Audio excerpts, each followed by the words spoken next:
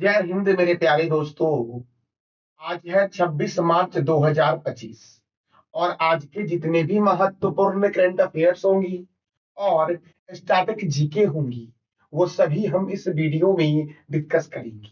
तो आइए शुरू करते हैं हमारा आज का महत्वपूर्ण current affairs with static GK. तो दोस्तों, आज का हमारा पहला प्रश्न है, हाल ही में किसने चीनी ग्रैंड प्रिक्स 2025 जीता है?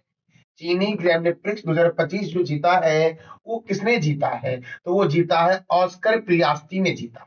किसने जीता है चीनी ग्रैंड प्रिक्स 2025? तो याद रखना, ऑस्कर पियास्टी के द्वारा जीता गया है चीनी ग्रैंड प्रिक्स 2025 दोस्तों। हमारा अगला प्रश्न है, और जन्मे बच्चों का राष्ट्रीय दिवस कब मनाया जाता है? और जन्मे बच्चों का राष्ट्रीय दिवस कब मनाया जाता है? तो 25 मार्च को मनाया जाता है। कब मनाया जाता है और जन्मे बच्चों का राष्ट्रीय दिवस? तो क्या बोलोगे आप? 25 मार्च को मनाया जाता है। अब तक मार्च महीने में कौन कौन से महत्वपूर्ण दिवस मनाए गए हैं तो उसको भी एक बार देख लेते हैं। देखो, अंतरराष्ट्रीय व्हील चेयर दिवस कब मनाया गया? तो 1 मार्च को मनाया गया। शून्य भेदभाव दिवस कब मनाया गया? 1 मार्च को मनाया गया। विश्व समुद्री घास दिवस कब मनाया गया? 1 मार्च को। विश्व नागरिक सुरक्षा दिवस भी 1 मार्च को मनाया गया। विश्व वन्य जीव दिवस कब मनाया गया? 3 मार्च को। विश्व श्रवण दिवस कब मनाया गया? 3 मार्च को। विश्व मोटापा दिवस कब मनाया गया? तो क्या बोलोगे? 4 मार्च को मनाया गया विश्व मोटापा दिवस दोस्तों। देखो, जन औषधि दिवस 7 मार्च, अंतरराष्ट्रीय महिला दिवस मनाया गया 8 मार्च को। और इस बार के महिला दिवस का थीम क्या था? तो एक्सेलरेट एक्शन था इस बार के महिला दिवस का थीम दोस्तों। अगर मैं पूछ, अगर याद रखना, अंतरराष्ट्रीय महिला दिवस तो 8 मार्च को, और राष्ट्रीय महिला दिवस कब मनाया गया? तो 13 फरवरी को मनाया गया राष्ट्रीय महिला दिवस। अच्छा, अंतरराष्ट्रीय महिला न्याय दिवस दिवस कब मनाया गया? तो 10 मार्च को मनाया गया। अच्छा, नो स्मोकिंग डे मनाया गया 12 मार्च को। और विश्व किडनी दिवस कब मनाया गया? तो 13 मार्च को मनाया गया विश्व किडनी दिवस दोस्तों। अब देखो, अंतरराष्ट्रीय गणित दिवस कब मनाया गया? 14 मार्च को। गणित के क्षेत्र में दिया जाने वाला जो सर्वोच्च सम्मान है वो कौन सा है? तो वो है एबल सम्मान, एबल पुरस्कार। एबल एबल पुरस्कार, याद रखना। एबल पुरस्कार जो है आपका, वो गणित के क्षेत्र में मिलता है। किस क्षेत्र में मिलता है एबल पुरस्कार? तो क्या बोलोगे?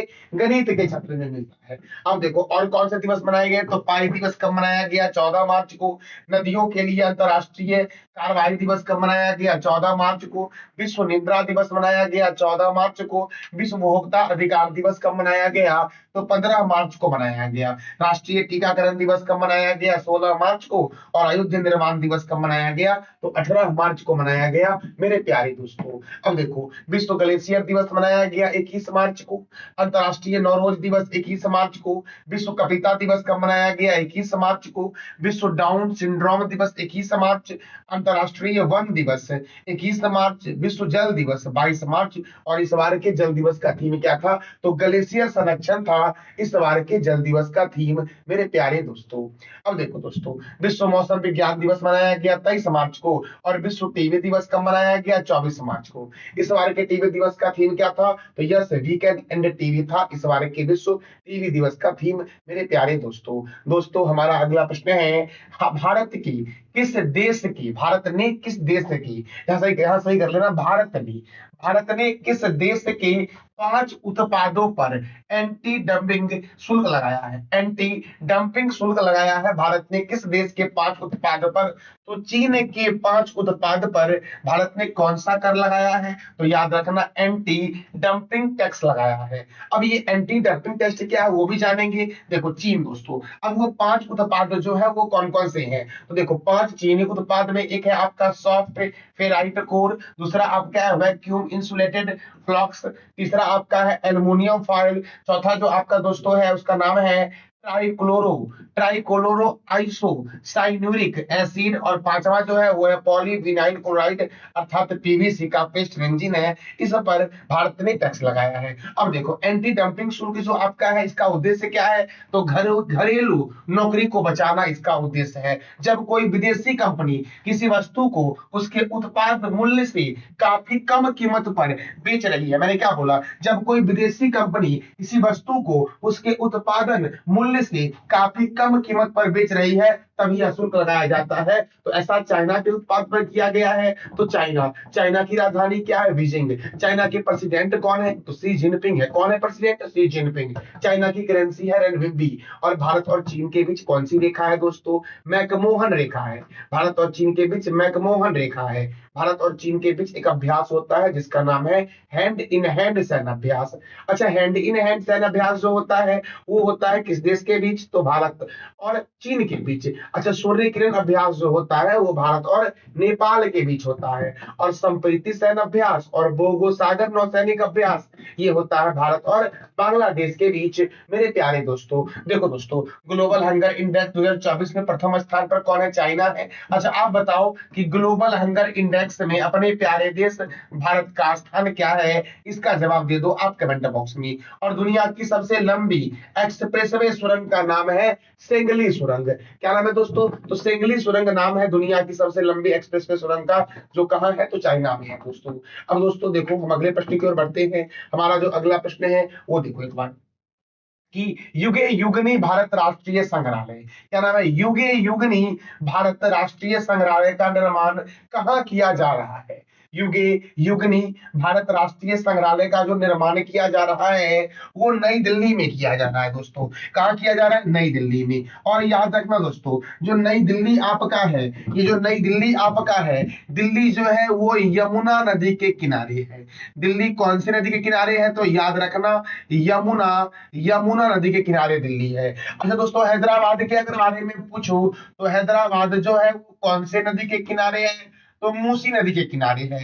बेंगलोर में एक हवाई अड्डा है जिसका नाम है कैंपे कैंपेगोडा। क्या नाम है दोस्तों? कैंपेगोडा अंतरराष्ट्रीय अंतरराष्ट्रीय हवाई अड्डा। कैंपेगोडा अंतरराष्ट्रीय हवाई अड्डा जो है वो कहाँ है? तो बेंगलोर में है। हैदराबाद में है जो राजीव गांधी अंतरराष्ट्रीय हवाई अड्डा है। अगर मैं पूछूं कि राजीव गांधी अंतरराष्ट्रीय हवाई अड्डा कहाँ है दोस्तों, क्या बोलोगे? हैदराबाद में राजीव गांधी अंतरराष्ट्रीय हवाई अड्डा है। नई दिल्ली में जो है आपका वो इंदिरा गांधी अंतरराष्ट्रीय हवाई अड्डा है। और वाराणसी जो है ये गंगा नदी के किनारे है। और वाराणसी में लाल बहादुर शास्त्री अंतरराष्ट्रीय हवाई अड्डा है। कौन सा हवाई अड्डा दोस्तों है? तो लाल बहादुर शास्त्री अंतरराष्ट्रीय हवाई अड्डा जो है वो कहाँ है? तो क्या बोलोगे आप? वाराणसी में है मेरे प्यारे मित्रों। अब देखो, वाराणसी जो है वो गंगा नदी के किनारे है। कौन सी नदी के किनारे है वाराणसी? तो गंगा नदी के किनारे है वाराणसी मेरे प्यारे दोस्तों। अब देखो, दिल्ली दोस्तों, दिल्ली में बन रहा है युगे युगनी संग्रहालय। तो देखो, दिल्ली में केंद्रीय रिजर्व पुलिस बल का मुख्यालय है। और केंद्रीय रिजर्व पुलिस बल की स्थापना कब हुई? 1939 में। कब हुई? 1939 में। राष्ट्रीय क्रिकेट कोर अर्थात एनसीसी की स्थापना कब हुई? 1948 में हुई। और इसका जो मुख्यालय है कहाँ है? तो क्या बोलोगे आप? नई दिल्ली में है दोस्तों। अब देखो, भारत तिब्बत सीमा पुलिस की स्थापना कब हुई? 1962 में हुई। सीमा सुरक्षा बल की स्थापना दोस्तों कब हुई? तो क्या बोलोगे? 1965 में सीमा सुरक्षा बल की स्थापना हुई।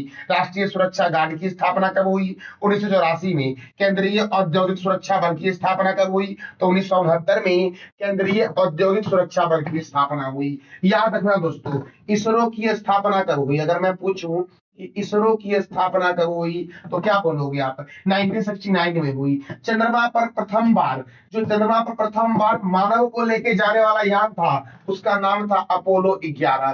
क्या नाम था? Apollo Apollo 11। और ये भी चंद्रमा पर सतह पर जो उतरा था वो 1969 में उतरा था। तो आप बताओ कि चंद्रमा पर जाने वाला जो प्रथम व्यक्ति था उसका नाम क्या है? इसका जवाब दे दो आप कमेंट बॉक्स में। देखो, पहली बार हुआ था 14 बैंकों का राष्ट्रीयकरण। कितने बैंकों का? तो 14 बैंकों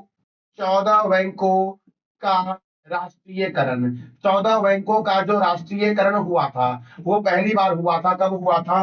तो 1969 में हुआ था। नोबेल पुरस्कार मिलता है 6 क्षेत्र में। और अर्थशास्त्र का जो नोबेल है, इकोनॉमिक्स का जो नोबेल है, जो अर्थशास्त्र का नोबेल है, इसकी शुरुआत 1969 में हुई थी। याद रखना, हुमायूं का मकबरा जो है इसका निर्माण हाजी बेगम ने करवाया था।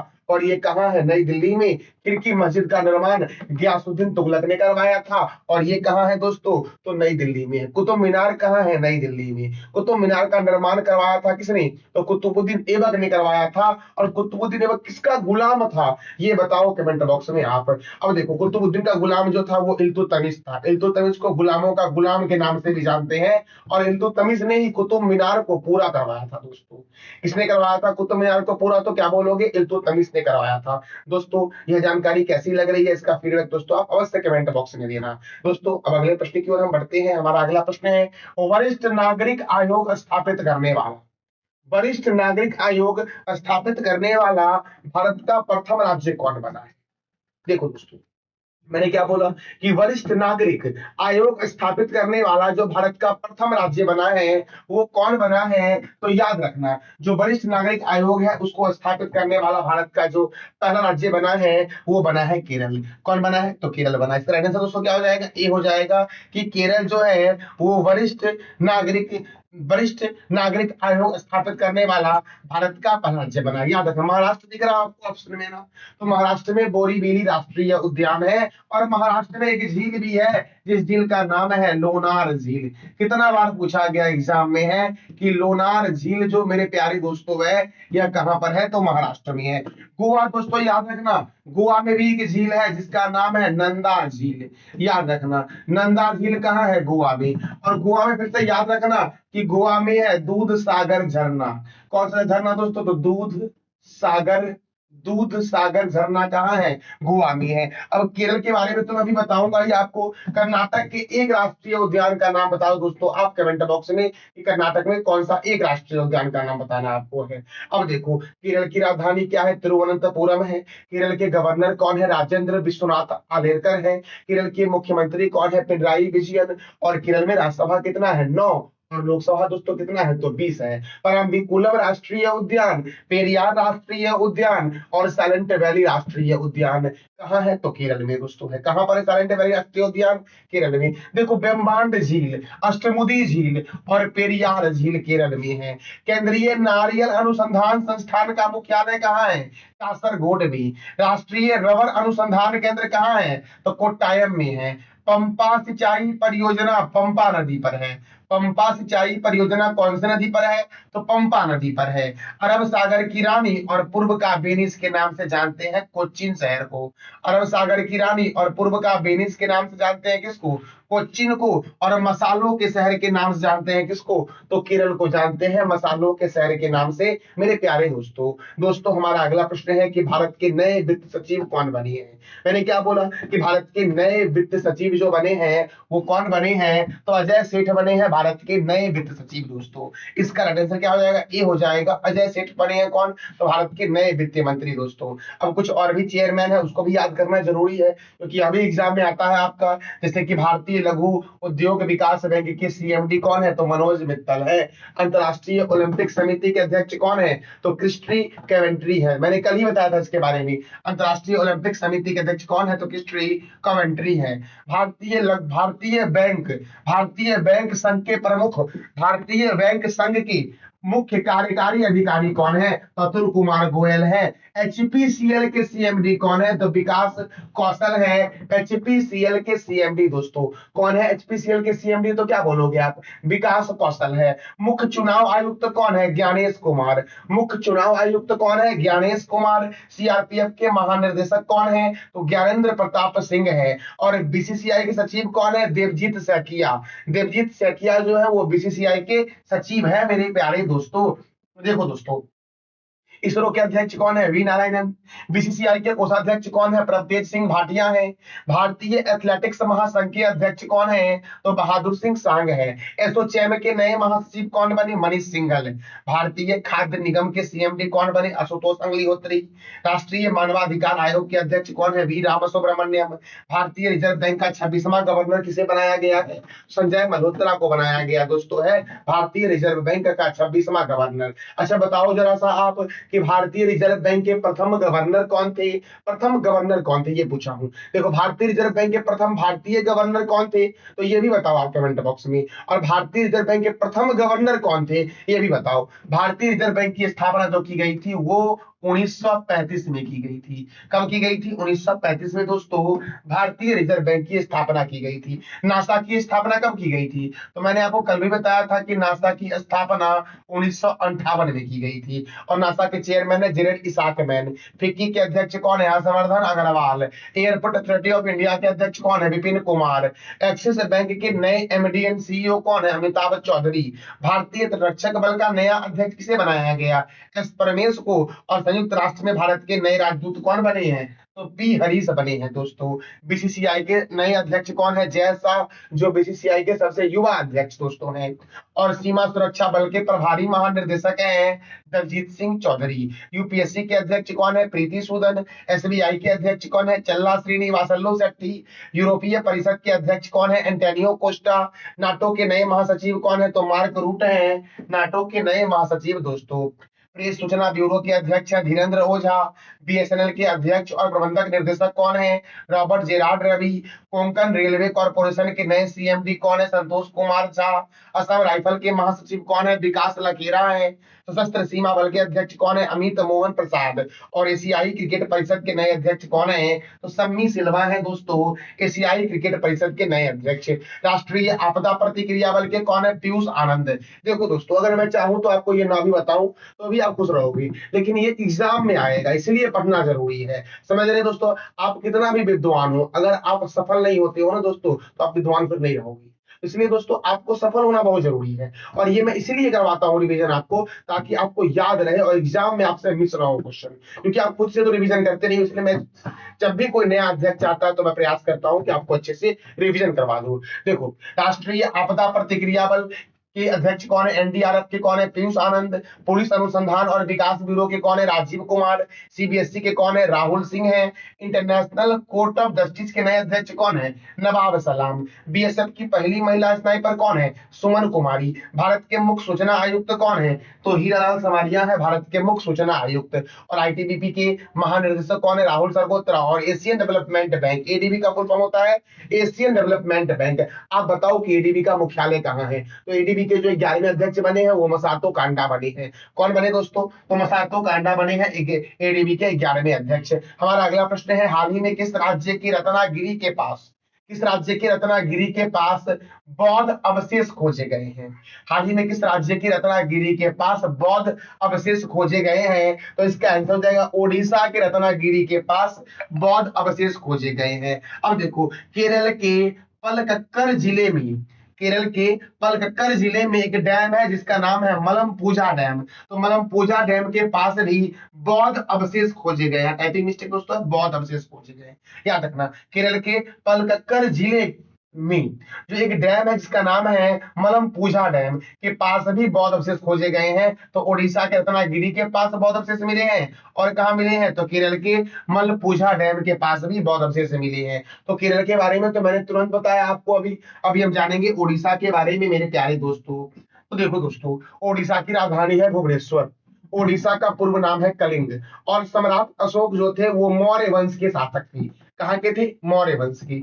और सम्राट अशोक के द्वारा 261 ईस्वी में ओडिशा पर आक्रमण किया गया था। ओडिशा का उस समय नाम कलिंग हुआ करता था। और सम्राट अशोक ने कलिंग को अपना 5वां प्रांत भी बनाया था, याद रखना। अब देखो दोस्तों, ओडिशा के मुख्यमंत्री हैं मोहन चरण मांझी। गवर्नर कौन है? तो कंभमपति हरि बाबू हैं। और राज्यसभा यहाँ पर 10 है, लोकसभा यहाँ पर कितना? 21 है। ओडिशा की स्थापना 1 अप्रैल 1936 को हुई थी। ओडिशा में है चिल्का झील और चिल्का अभ्यारण्य, याद रखना। भारत की कहाँ की दोस्तों? तो अपने प्यारे देश भारत की खारे पानी की भारत की खारे पानी की सबसे बड़ी झील, भारत की खारे पानी की सबसे बड़ी झील का नाम क्या है? तो क्या बोलोगे? चिल्का झील जो है वो भारत की खारे पानी की सबसे बड़ी झील है, चिल्का झील, याद रखना। चिल्का जो झील है आपका वो भारत का प्रथम रामसर साइट भी है मेरे प्यारे दोस्तों। सिंपली पाल अभ्यारण्य, गहिर मठ वन्य जीव अभ्यारण्य, भितरीकनिका राष्ट्रीय उद्यान, वैसीपल्ली वन्य जीव अभ्यारण्य, नंदकानन वन्य जीव अभ्यारण्य और बद्रमा वन्य जीव अभ्यारण्य कहाँ है? तो ओडिशा में है। सप्तकोशिया बाघ रिजर्व कहाँ है? ओडिशा में है दोस्तों, सप्तकोशिया बाघ रिजर्व। करलापट रावट वन्य जीव अभयारण्य कहाँ है? तो ओडिशा में है। भारत का पहला बाल विवाह मुक्त जिला जो बना था ये ओडिशा का गंजम जिला बना दोस्तों। अब देखो बिरसा मुंडा अंतरराष्ट्रीय हॉकी स्टेडियम जो है ये कहाँ है? तो ओडिशा के राउरकेला में है। दुनिया का सबसे बड़ा हॉकी स्टेडियम का नाम है बिरसा मुंडा हॉकी स्टेडियम जो ओडिशा के राउरकेला में है। आप दोस्तों यह भी प्रश्न याद रखना कि देखो जो हॉकी है, हॉकी के जादूगर कौन है? मेजर ध्यानचंद। और मेजर ध्यानचंद की जयंती पर मनाया जाता है राष्ट्रीय खेल दिवस। कब मनाया जाता है? तो ये आप बताओ कमेंट बॉक्स में कि राष्ट्रीय खेल दिवस कब मनाया जाता है। बाराबाती स्टेडियम कटक में है। और कटक के बारे में याद रखना कि कटक जो है ये महानदी के किनारे है। कटक कौन से नदी के किनारे है? महानदी के किनारे है। कलिंग स्टेडियम कहाँ है? तो भुवनेश्वर में है दोस्तों। कलिंग स्टेडियम कहाँ है? कलिंग स्टेडियम भुवनेश्वर में। मदिरा बांध ओडिशा में सात नदी पर है। जलकोट बांध मचकुंड नदी पर है। स्वर्ण रेखा सिंचाई परियोजना स्वर्ण रेखा नदी पर कहाँ है? ओडिशा में। सुनंदा सम्मान जो है ये ओडिशा गवर्नमेंट देती है शास्त्रीय गायन के क्षेत्र में। केंद्रीय चावल अनुसंधान केंद्र कहाँ है? कटक में। देखो बच्चा जब चावल खाता है तो कैसे खाता है? कट कट कट करता है, कट कट करके खाता है। तो कटक में है केंद्रीय चावल अनुसंधान संस्थान। लेकिन अगर यहाँ केंद्रीय की जगह अंतरराष्ट्रीय लगा दी, ये अंतरराष्ट्रीय चावल अनुसंधान केंद्र कहाँ है? तो क्या बोलोगे? फिलीपींस के मनीला में है, याद रखना। कहाँ पर है? फिलीपींस के मनीला में है मेरे प्यारे दोस्तों। और ये भी याद रखना कटक जो है ये महानदी के किनारे है। अब देखो बीजू पटनायक अंतरराष्ट्रीय हवाई अड्डा कहाँ है? भुवनेश्वर में। खारे पानी की भारत की सबसे बड़ी झील कौन सी है? तो क्या बोलोगे आप? चिल्का झील है, अंशुपा झील, कंजिया झील, बाली मेला जलाशय, इंद्रावती जलाशय ओडिशा की प्रमुख झील है। जनजाति जो ओडिशा की है वो संथाल है। और छऊ जो है ये ओडिशा का पारंपरिक नृत्य है। जगन्नाथ मंदिर पुरी में है। और जगन्नाथ मंदिर को बोलते हैं सफेद पैगोडा। और इसका निर्माण करवाया गया था गंगदेव के द्वारा दोस्तों। किसके द्वारा करवाया गया था? तो गंगदेव के द्वारा करवाया गया था। कोणार्क सूर्य मंदिर जो है इसका निर्माण किसने करवाया था? नरसिंह देव प्रथम ने करवाया था। ये पुरी में है और इसे ब्लैक पैगोडा बोलती है। जो कोणार्क सूर्य टेम्पल है ये यूनेस्को के वर्ल्ड हेरिटेज साइट में भी शामिल है, अर्थात यूनेस्को के विश्व विरासत स्थल में भी शामिल है। और इसे यूनेस्को के विश्व विरासत स्थल में कब शामिल किया गया? तो 1984 में शामिल किया गया था मेरे प्यारे दोस्तों। अच्छा ओडिशा का प्राचीन नाम क्या है? मैंने तुरंत आपको बताया ना। तो आप बताओ कि ओडिशा का प्राचीन नाम दोस्तों क्या है? मेरे प्यारे दोस्तों हमारा अगला प्रश्न जो है वो क्या है? तो देखो हाल ही में कौन सा राज्य गंगा शारदा नदियों के किनारे धार्मिक गलियारा अर्थात धार्मिक कॉरिडोर का विकास करेगा? गंगा शारदा नदियों के किनारे धार्मिक कॉरिडोर का विकास कौन सा राज्य करेगा? तो ऐसा उत्तराखंड गवर्नमेंट ने यह घोषणा किया है। अब उत्तराखंड ने घोषणा किया है तो उत्तराखंड की राजधानी जो है वो देहरादून है। कहाँ है दोस्तों उत्तराखंड की राजधानी? देहरादून। और उत्तराखंड के दोस्तों याद रखना उत्तराखंड आपको मैप में दिख रहा होगा कि यही दोस्तों है देवों की भूमि उत्तराखंड। उत्तराखंड के एक तरफ जो है वो चाइना है। और मैंने तुरंत बताया था कि भारत और चीन के बीच एक सैन्य अभ्यास होता है जिसका नाम है hand in hand, hand in hand सैन्य अभ्यास। याद रखना मैंने बताया था भारत और नेपाल के बीच भी एक अभ्यास होता है जिसका नाम है सूर्य किरण अभ्यास दोस्तों। क्या नाम है? सूर्य किरण। उसके बाद मैंने बताया था हिमाचल प्रदेश दोस्तों। देखो तो उत्तराखंड की सीमा लगती है हिमाचल प्रदेश से लगती है, हरियाणा से लगती है, उत्तर प्रदेश से लगती है। और दो देश से भी लगती है, चाइना और नेपाल से लगती है। याद रखना मेरे प्यारे दोस्तों भारत और नेपाल के बीच जो है वो काली नदी बनाती है सीमा। अब उत्तराखंड के गवर्नर कौन है? गुरमीत सिंह। मुख्यमंत्री कौन है? पुष्कर सिंह धामी। राज्यसभा 3 है और लोकसभा कितना है? तो 5 है। उत्तराखंड में गंगोत्री राष्ट्रीय उद्यान है, Gangotri national park, Nanda Devi national park और फूलों की घाटी national park, Rajaji national park कहाँ है? तो उत्तराखंड में है मेरे प्यारे दोस्तों। अगला प्रश्न हमारा है कि हाल ही में किस राज्य ने एंथूरियम, क्या नाम है? एंथूरियम फूलों का पहली बार सिंगापुर तक निर्यात किया है? कौन सा फूल है? तो एंथोरियम फूल का पहली बार सिंगापुर तक निर्यात किया है तो मिजोरम ने किया है। किसने किया है? मिजोरम में। अच्छा मैंने कल ही बताया था ना कि मणिपुर में एक झील है मणिपुर में एक झील है, तो कौन सा झील है? लोकटक झील है। मणिपुर में कौन सा झील है दोस्तों? तो लोकटक झील। लोकटक लोकटक झील कहाँ है? तो क्या बोलोगे आप? मणिपुर में है। अच्छा, सिक्किम दिख रहा है ना आपको? सिक्किम में मैंने बताया था लोनक झील। कौन सा झील? लोनक झील। लोनक लोनक झील अगर मैं पूछूं तो कहां पर बोलोगे आप? सिक्किम में बोलोगे लोनक झील दोस्तों। अब देखो, असम में के एक राष्ट्रीय उद्यान का नाम दोस्तों आप बता दो कमेंट बॉक्स में कि असम में एक राष्ट्रीय उद्यान मैं बता दे रहा हूं पहले। काजीरंगा राष्ट्रीय उद्यान एक सिंह वाला गैंडा के लिए प्रसिद्ध है, जो कहाँ है? तो असम में है मेरे प्यारे दोस्तों। अब देखो, मिजोरम की राजधानी क्या है? आइजॉल। मिजोरम के गवर्नर कौन है? विजय कुमार सिंह। मिजोरम के मुख्यमंत्री कौन है? लालदू होमा। कौन है? लालदू होमा। मिजोरम में राज्यसभा एक है, लोकसभा भी एक है। इसकी स्थापना 20 फरवरी 1987 को हुई थी और मिजोरम जो है वो भारत का 23वां राज्य है। माउंटेन राष्ट्रीय उद्यान, मुरलैंड राष्ट्रीय उद्यान, साथ साथ बोलो जिससे क्या होगा आपको तो याद हो जाएगा। देखो, माउंटेन राष्ट्रीय उद्यान, मुरलैंड राष्ट्रीय उद्यान और डंपा वन्य जीव अभयारण्य कहाँ है? तो क्या बोलोगे आप? मिजोरम में है मेरे प्यारे दोस्तों। मोलासिस बेसिन के नाम से जानते हैं मिजोरम को। मिजोरम में एक जलप्रपात है जो एसएससी एग्जाम में कई बार पूछा गया है कि वांता वंग जलप्रपात कहाँ है? मिजोरम में है। चेराओ नृत्य मिजोरम का प्रमुख नृत्य है। और यहाँ पर एक राष्ट्रीय उद्यान और है जिसका नाम है फवंग पुई राष्ट्रीय उद्यान। फवंग पुई राष्ट्रीय उद्यान कहाँ है? मिजोरम में। और वाविवुन वाविनु वाविनु का किला जो है वो मिजोरम में है। और सोलोमन मंदिर जो है वो मिजोरम की राजधानी आइजोल में है। कौन सा मंदिर? तो सोलोमन मंदिर मेरे प्यारे दोस्तों। दोस्तों, तो मैंने आपको ये बताया मिजोरम के बारे में। और दोस्तों, ये करंट अफेयर को कैसा लगा इसका फीडबैक अवश्य कमेंट बॉक्स में देना। और बिना वीडियो को स्किप किए हुए देखो, जिससे आपकी करंट अफेयर के साथ साथ स्टैटिक की भी संपूर्ण तैयारी अच्छे तरीके से हो सके। हाल ही में हाल ही में किस आईआईटी ने हाल ही में यहाँ सही कर लेना, हाल ही में किस आईआईटी ने हैक द फ्यूचर, क्या नाम है? हैक द फ्यूचर हैकथॉन का आयोजन किया है? तो आईआईटी गांधीनगर ने दोस्तों। आईआईटी गांधीनगर के द्वारा हैक द फ्यूचर हैकथॉन का आयोजन किया गया है। और याद रखना, गांधीनगर में प्लाज्मा अनुसंधान संस्थान है। गांधीनगर गुजरात की कैपिटल है दोस्तों। और गांधीनगर में कौन सा संस्थान है? तो प्लाज्मा अनुसंधान संस्थान है मेरे प्यारे दोस्तों। दोस्तों, ये है आज का आपका प्रश्न, जिसका जवाब देना है कमेंट बॉक्स में आपको कि पुलित्जर पुरस्कार किस क्षेत्र में मिलता है, विश्व कविता दिवस कब मनाया गया, और बांदीपुर राष्ट्रीय उद्यान कहाँ है। तो इस तीनों प्रश्नों का जवाब मेरे प्यारे मित्रों आप दे दो कमेंट बॉक्स में। दोस्तों देखो, अब जरा रिवीजन कर लेते हैं कल के करंट अफेयर्स को। विश्व टीवी दिवस कब मनाया गया? 24 मार्च को। और थीम था yes we can and TV. 59वां ज्ञानपीठ पुरस्कार से किसे सम्मानित किया गया? तो विनोद कुमार शुक्ला को। किस राज्य के अगस्तमलाई रिजर्व में नई पौधे की प्रजाति अनियाला केरलेसिस की पहचान की गई है? तो केरल में दोस्तों। कहां पर? केरल में। अब देखो, किस राज्य के कंगार घाटी राष्ट्रीय उद्यान को यूनेस्को की अस्थायी सूची में शामिल किया गया? छत्तीसगढ़। दस्तावेजों को सुरक्षित रूप से संग्रहित और साझा करने के लिए किसके द्वारा सारथी डिजिटल पहल की शुरुआत की गई? तो रिजर्व बैंक ऑफ इंडिया के द्वारा। अगला प्रश्न आपका था कि किस राज्य के मुदुमल के मेन हीर या खरे पत्थरों को यूनेस्को की विश्व धरोहर स्थल की अस्थायी सूची में शामिल किया गया?